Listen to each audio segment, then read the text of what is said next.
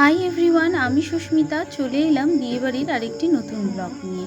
আজ বোনের আইবুড়ো ভাত, তাই আজকের দিনে ও প্রথমেই বাবাকে প্রণাম করে এবং বাবার আশীর্বাদ নিয়েই আইবুড়ো ভাত খেতে বসলো। আজকের দিনটা সব মেয়ের কাছেই খুবই স্মরণীয়। সবাই চায় তার বাবা মা যেন পাশে থাকে। মা তো অবশ্যই আছে পাশে, কিন্তু বাবা রয়েছে ওপর থেকে, তিনি সব দেখছেন এবং বুক ভরে আশীর্বাদও দিচ্ছেন। তো সেই কামনা করেই আজকের আইবুড়ো ভাত অনুষ্ঠান। প্রথমেই মা আশীর্বাদ করে নিচ্ছে বোনকে, আর আজকের দিনে মা বারবার আশীর্বাদ করতে গিয়ে বোনকে কেঁদে ফেলছিল, কারণ কাল বোনের বিয়ে, আর ঠিক তার পরের দিন বোন চলে যাবে শ্বশুরবাড়ি। তো সেই জন্যে মায়ের মন খুবই খারাপ, সবারই মন খারাপ, বাট কিছু তো করার নেই। এই নিয়মটা আমাদের তো হয়ে আসছে যুগ যুগান্তর থেকে, তাই এই নিয়মটা অন্যথা কিছু আমার বোনের বেলায় হবে না। তো মা সেই একই রকমভাবে আশীর্বাদ করে নিচ্ছে আর কেঁদে যাচ্ছে। তো আমরা যতটা সম্ভব হয়েছে সামাল দেওয়ার চেষ্টা করেছি, কিন্তু মায়ের মন তো কিছু বলার নেই এখানে। তো চলুন একে একে আশীর্বাদ করে নিচ্ছি, ভিডিও তোলা হচ্ছে, ফটো তোলা হচ্ছে, খুবই ভালো লাগছে অনুষ্ঠানটা। তো চলুন ভিডিওটা এবার দেখে নিই আমরা।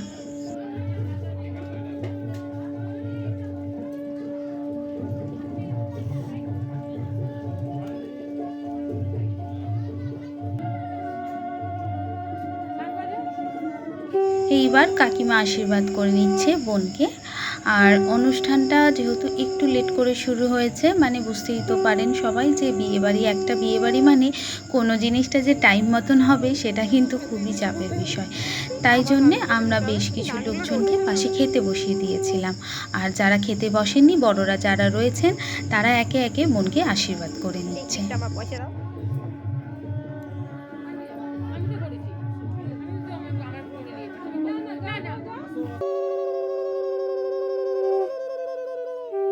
এবার চলে এলাম আমিও বোনকে এবার আশীর্বাদ করে নিচ্ছি, এবং সঙ্গে এনেছিলাম ওর জন্য একটা ছোট্ট গিফট, সেটাও ওকে আমি আজকেই দিয়ে দেবো।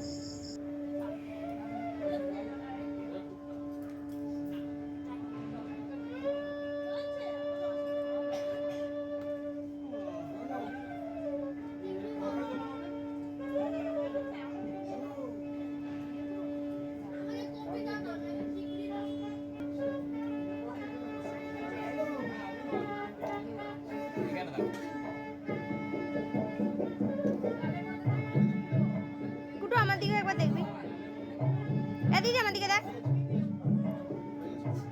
আমার দিকে দুজনে দেখ না।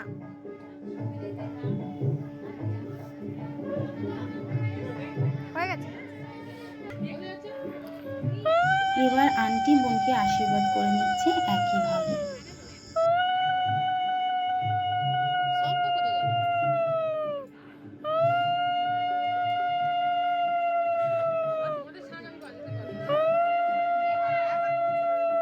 এবার খুব এক্সাইটমেন্টের সঙ্গে চলে এসছে আমাদের মেজ বোন, সেও বোনকে আশীর্বাদ করে নেবে, কারণ সে খুব এক্সাইটেড, তাকে আশীর্বাদ করবে।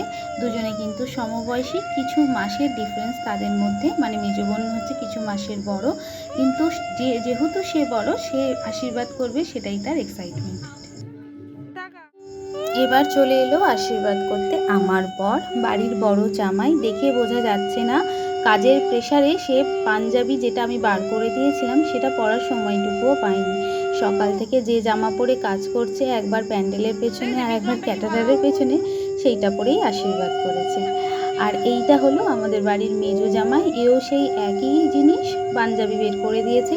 যেহেতু বড় জামাই পড়েনি, মেজো জামাইও পড়েনি, কারণ দুজনে একসাথেই একই কাজ, একজন এদিকে ডিউটি করছে তো আরেকজন অন্যদিকে ডিউটি করছে, তাই কারোরই চেঞ্জ করার সময় হয়নি।